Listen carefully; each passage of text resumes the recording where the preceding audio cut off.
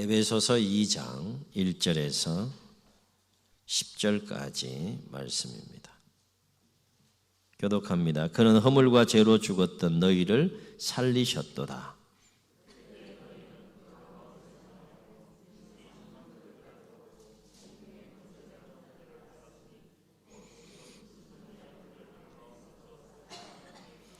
전에는 우리도 다 그 가운데에서 우리 육체의 욕심을 따라 지내며 육체와 마음에 원하는 것을 하여 다른 이들과 같이 본질상 진노의 자녀이었더니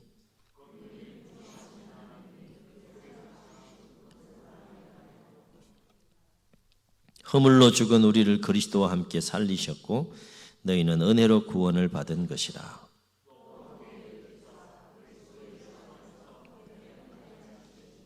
이는 그리스도 예수 안에서 우리에게 자비하심으로써 그 은혜의 지극히 풍성함을 오는 여러 세대에 나타내려 하심이라.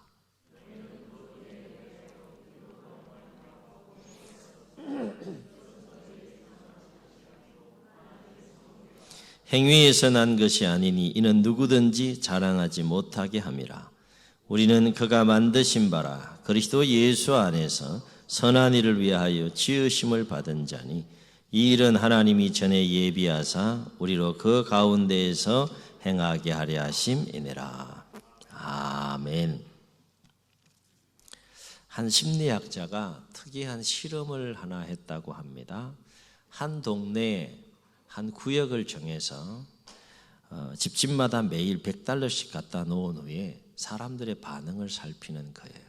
사람들이 어떻게 하나 이제 반응을 살피는 건데, 실험 첫날 사람들은 아무래도 난생 처음 겪는 상황이니까 저 사람이 미쳤나, 왜 돈을 집 앞에다 $100씩 저렇게 또 두고 가나 이렇게 생각하고 이상해 여기면서도 그 앞에 뭐가 있어요? $100 돈이 이제 주워야 돼요, 말아야 돼요? 알아서 하세요. 그 동네 사람들은 좀 그 사람의 행동이 이상했지만 어쨌든 뭐 공짜니까 $100를 집어듭니다. 그리고 사흘이 지나자 이 동네에는 이 $100를 지불하는 이 사람에 대한 이야기로 막 들썩이기 시작을 해요. 2주째가 되자 현관 앞에 나와서 아예 이제 돈을 기다리는 사람이 생겼고, 3주째가 되니까 돈을 받는 것이 전혀 이상하지 않습니다. 전혀 거리낌이 없는 거예요. 4주째가 되었을 때는 아주 당연한 것처럼 돈을 집어들게 되었다라고 하는 것입니다.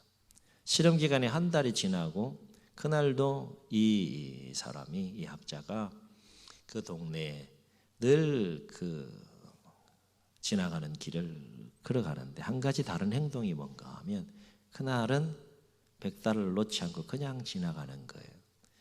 사람들이 이상하게 생각할 거 아니겠어요, 그렇죠? 매일 $100씩 주다가 한 달 지나서 갑자기 분위기가 쎄하니까 사람들이 이상하게 생각하는 거예요. 그래서 사람들은 매우 불쾌해하면서 왜 오늘은 돈 안 주고 그냥 가느냐 그렇게 따지더라는 겁니다. 사람들의 심리라는 것이 참 그래요. 뭐 자기가 번 돈도 아닌데 안 주면 또 어때요, 그죠? 아니구나, 이 동네는. 사람들은 이유 없이 베풀었던 은혜를 당연한 것처럼 생각하게 되었고, 고마워하기는커녕 오히려 주지 않는 것을 서운해하고 불쾌했다라고 하는 거죠. 설정된 뭐 예화가 아닌가 싶기도 한데, 혹 우리의 모습들 가운데에는 이 예화 속에 등장하는 사람들처럼 뭐 $100에 비하겠어요? 매일매일 하나님께서 부어주시는 은혜가 얼마나 크고 놀라워요. 전혀 못 느끼시고 사시는구나. 불행한 겁니다. 하나님의 은혜를 느끼지 못하고 삶을 살고 하나님의 은혜와 사랑과 손길을 느끼지 못하고 신앙생활을 한다는 것은 정말 불행한 일이에요. 어쨌든 느끼든 느끼지 못하든 매일매일 하나님께서는 어마어마한 은혜를 우리에게 부어주심에도 불구하고 우리는 그것을 부족하게 느끼면서 오히려 더 큰 하나님의 은혜를 간구하며 불평하고 또 원망하는 그런 모습들은 우리의 삶 가운데 없느냐라고 하는 겁니다. 우리가 삶을 살아가면서 우리가 누리는 이 모든 삶과 관련하여서 반드시 우리가 기억해야 될 중요한 사실 하나는 우리가 누리는 모든 삶은 우리의 수고와 우리의 노력만으로 결코 누리는 것이 아니라는 겁니다. 인정하십니까? 이것은 우리가 누리는 모든 삶 속에는 우리가 인정하든 깨닫지 못하든 간에 반드시 누군가의 은혜가 포함되어져 있다는 거예요. 예를 들어 생각해, 밥 한 공기를 딱 먹는데 그게 나의 수고와 노력만으로 먹는 겁니까? 아니죠. 거기에는 수많은 손길이 포함되어 있는 거죠. 사람의 손길을 비롯해서, 그렇죠? 하나님의 손길이 필요한 거예요. 온전히 나의 수고와 노력으로 밥 한 고기를 먹는 것이 결코 아닌 것이죠. 다시 말해 우리는 지금까지 우리 혼자만의 힘으로 여기까지 살아온 것이 결코 아니라는 거예요. 그런데 우리가 착각하며 살 때가 참 많죠. 내 힘과 노력으로 삶을 살았다고 생각하는 겁니다. 그러면 넘어지는 거예요. 물론 나의 수고와 노력이 있었겠지만 그 속에는 누군가의 도움의 손길들이 반드시 함께 합력해서 여기까지 올 수 있었다라고 하는, 그것이 오늘 우리가 누리는 삶이라고 하는 거죠. 그 속에는 사람이 베푼 은혜도 있겠지만 무엇보다도 가장 큰 은혜는 하나님의 은혜가 임하였기 때문에 오늘 여기까지 우리가 살아온 줄로 믿습니다. 우리가 누리고 있는 이 은혜와 관련해서 반드시 기억해야 될 두 가지가 있는데, 하나는 은혜를 받는 입장에서 보면 그 은혜는 값없이 주어지는 거예요. 그죠? 그러면 제가 여쭤볼게요. 내가 받는 그 은혜가 뭐 큰 은혜든 작은 은혜든 정말 값이 없는 겁니까? 그렇지 않다는 거예요.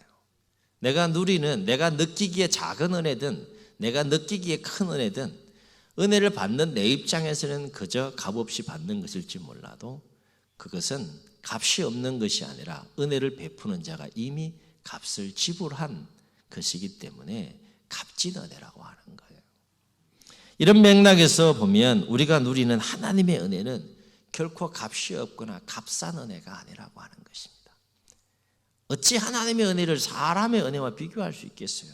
우린 값싼 은혜 가운데 사는 사람들이 아니라는 거예요. 또 한 가지 은혜와 관련해서 우리가 반드시 기억해야 될 것은 뭔가 하면, 우리가 누리는 은혜는 은혜를 베푸는 자가 은혜를 베풀지 않으면 결코 누릴 수 없다는 거예요. 인정하십니까? 은혜를 베풀어야 그 은혜는 우리가 받아서 누릴 수 있는 거예요. 은혜를 줘야지 뭐 받아서 누릴 수 있는 거 아니겠습니까? 그건 내 영역이 아닌 거죠. 은혜를 베푸는 자의 영역인 것이죠. 그러므로 내가 작은 은혜든 큰 은혜든 간에 내가 은혜를 누리고 있다라는 부분이 있다 그러면 그것은 우리가 지극히 당연하게 여기며 살고 당연하게 여기면서 누려서는 안 된다라고 하는 것입니다. 그렇다면 하나님이 베풀지 않으면 우리의 수고와 노력만으로는 결코 누릴 수 없는 은혜는 뭘까? 이거는 하나님이 절대적으로 베풀어 주셔야 누릴 수 있는 은혜가 있어요. 아무리 우리가 애쓰고 아무리 노력한다 할지라도 결코 누릴 수 없는, 그럼에도 불구하고 우리가 누리고 있는 은혜가 있어요. 그 은혜가 뭘까? 오늘 말씀을 통해서 네 가지를 함께 나누고 함께 기도하려고 합니다. 첫째는 죄 사함의 은혜입니다. 아멘. 모든 인간은, 성경은 분명하게 이야기를 합니다. 너 죄인이야. 인정해라. 죄인은 어떻게 되는 겁니까? 심판을 받아야 되고 죽어야 되는 거예요. 성경의 인간과는 분명해. 너 죄인이야. 이 세상에 의인은 아무도 없다라고 얘기를 합니다. 모든 사람이 죄인이라는 거예요. 모든 사람은 죄인이기 때문에 스스로 그 자신의 죄의 문제를 결코 해결할 수 없다는 것입니다. 죄인이 죄의 문제를 해결할 수가 없는 것이죠. 의인이 대신 해결해 주면 몰라도 죄인은 자신의 죄의 문제를 스스로는 해결할 수 없는 거예요. 그러므로 이 죄 사함의 은혜라고 하는 것은 모든 사람의 행위를 최종적으로 판단하시고 심판하시고 재판하시는 이 하나님께서 사해 주지 않으면 결코 누릴 수 없는 은혜가 죄 사함의 은혜라는 거죠.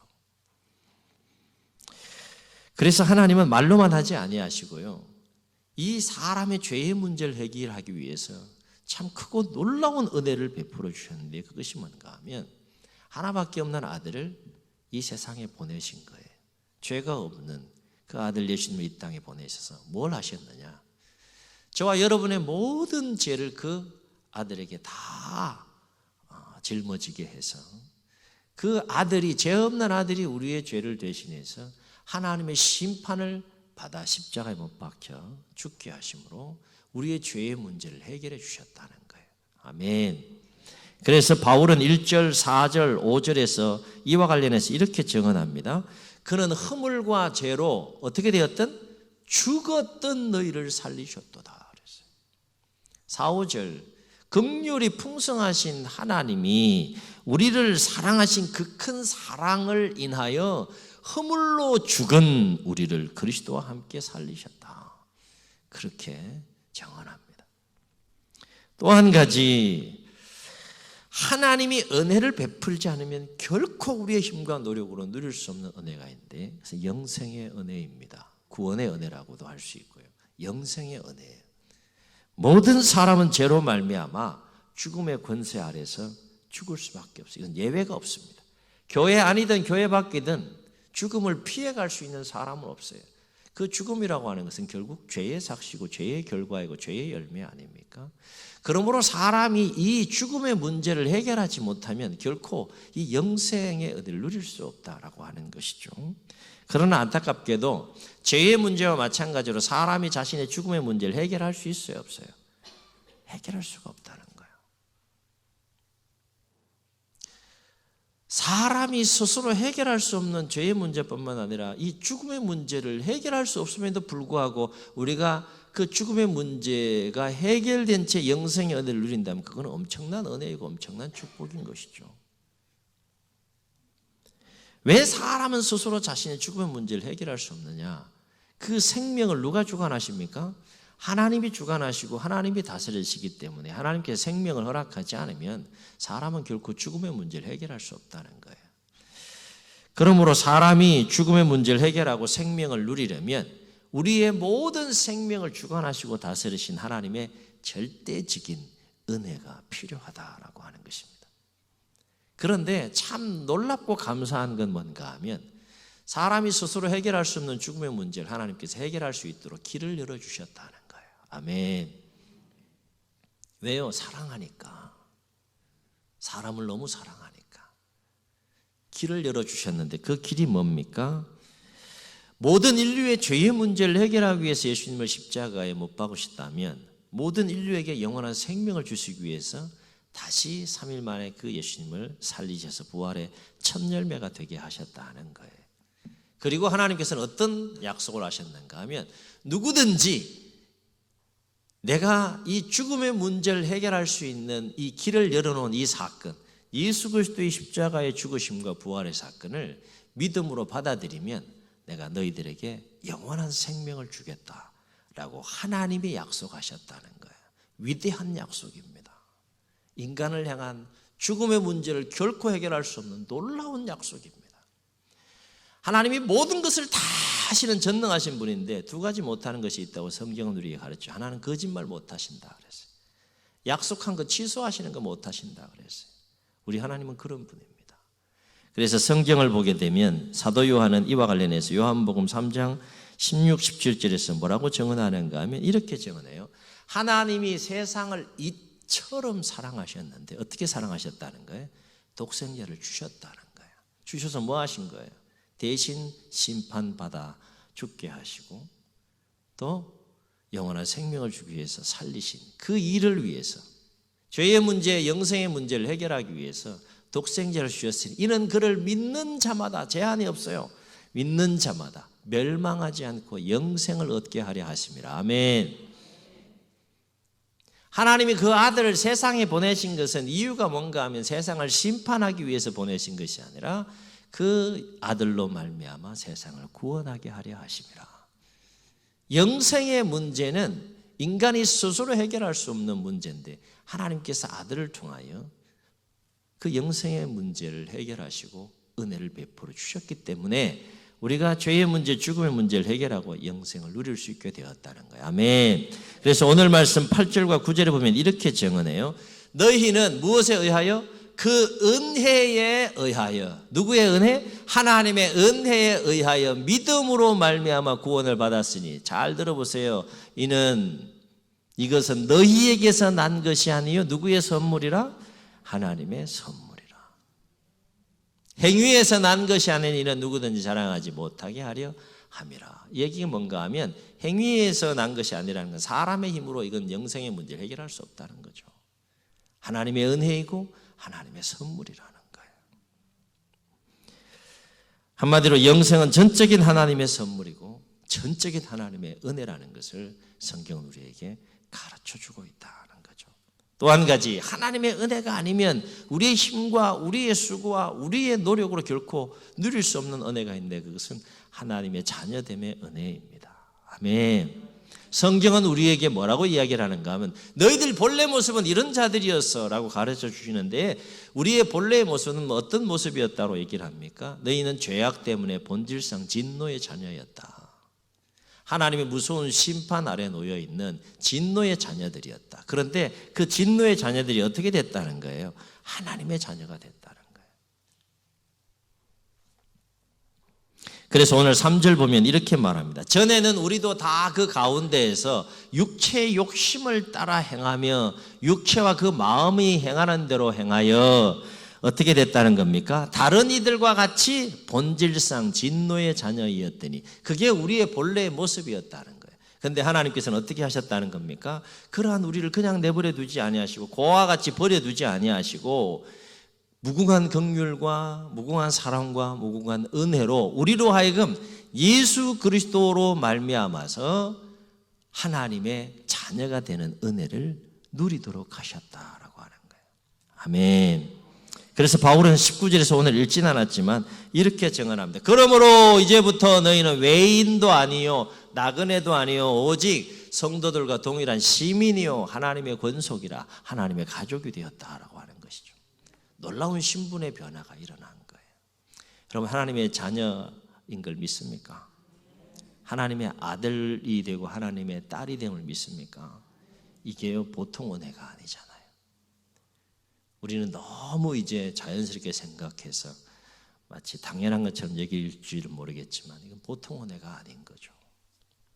하나님의 자녀로 하나님의 자녀, 진노의 자녀가 하나님의 자녀가 되었다라고 하는 이 신분의 놀라운 변화는 은혜가 아니고서는 결코 누릴 수 없는 것이죠. 그래서 사도 바울은 로마서 8장 14절로 17절에서 이렇게 증언합니다. 여러분 한번 잘 들어보세요. 무릇 하나님의 영으로 인도함을 받는 사람은 곧 하나님의 아들이라. 너희는 다시는 무서워하는 종의 영을 받지 아니하고 양자의 영을 받았으므로 양자의 영을 우리에게 부어주셨다는 거예요. 하나님 우리를 양자로 삼아주셨다는 거예요. 그래서 하나님을 어떻게 부르는가 하면 우리가 아빠, 아버지라 부르짖느니라.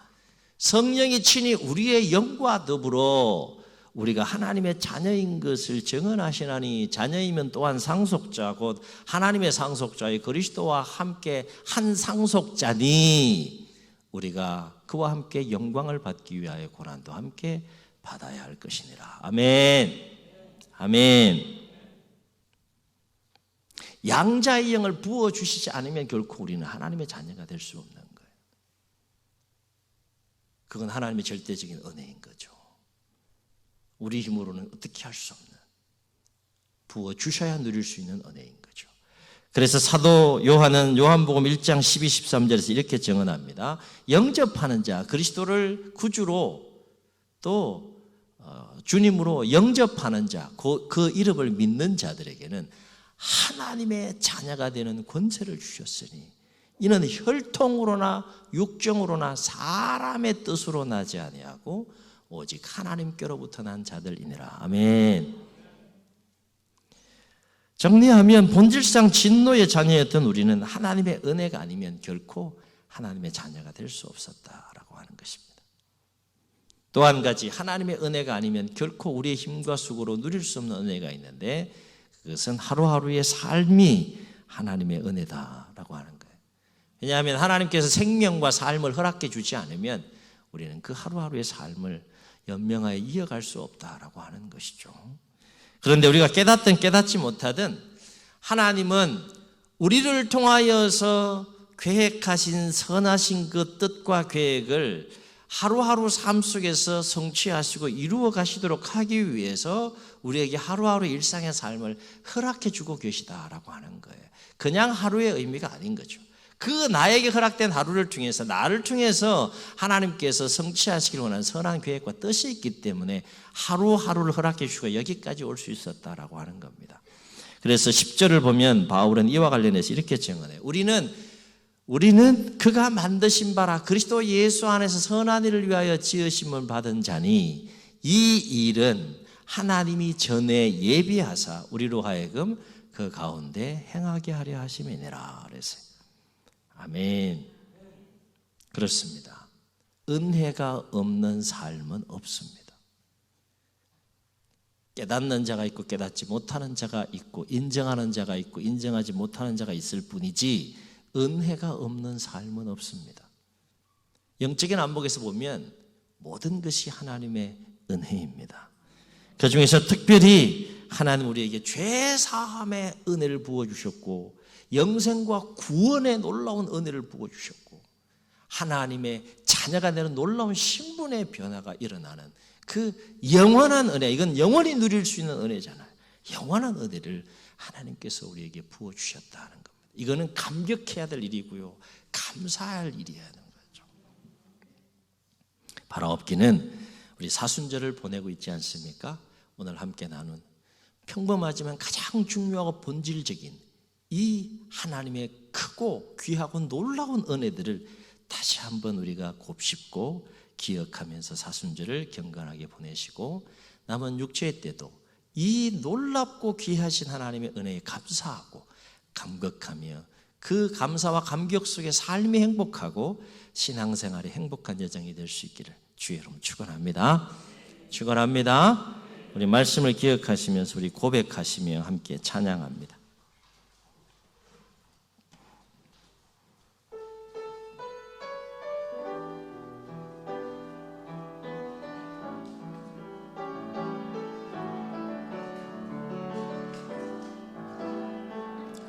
나를 지으신 이가 하나님, 나를 부르신 이가 하나님, 나를 보내신 이도 하나님, 나의 나 된 것은 다 하나님 은혜라. 나의 달려갈 길 다 가도록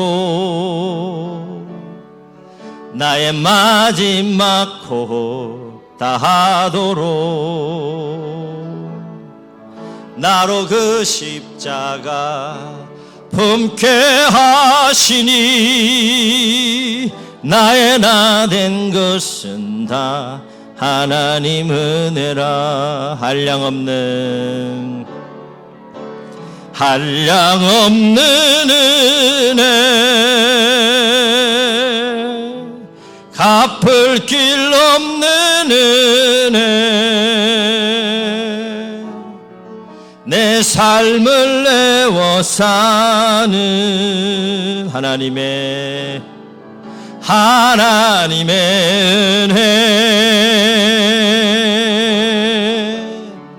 나 주저함 없이 그 땅을 밟음도 나를 붙드시는, 고백합시다. 하나님의 은혜, 한량없는 은혜, 한량없는 은혜, 갚을 길 없는 은혜, 내 삶을 내어 사는 하나님의 은혜, 나 주저함 없이 그 땅을 밟음도 나를 붙드시는 하나님의 은혜, 한량없는 은혜, 갚을 길 없는 은혜. 아멘. 내 삶을 내어 사는 하나님의 은혜, 나 주저함 없이 그 땅을 밟음도 나를 붙드시는 하나님의 은혜, 나를 붙드시는, 고백합시다.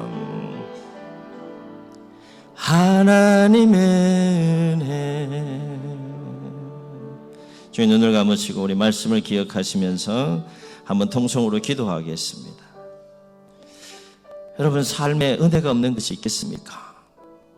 우리 혼자 힘으로 살아왔습니까? 인정합시다. 우리의 수고와 헌신과 땀과 노력도 있지만 그 속에는 사람의 은혜도 포함되어져 있고, 가장 크게는 하나님의 은혜가 있었기에 여기까지 살아온 건 아닙니까? 특별히 죄사함의 은혜, 영생과 구원의 은혜, 하나님의 자녀됨의 은혜, 이 은혜는 참으로 귀하고 참으로 놀라운 하나님의 은혜가 아니면 우리가 결코 누릴 수 없는 은혜입니다. 깨닫게 하시고 사순절과 남은 생에 이 은혜에 더욱더 감사하고 이 은혜에 더욱더 감격하며 승리하는 삶이 되게 해달라고 주님 제 음으로 시고 통성으로 기도합니다. 주여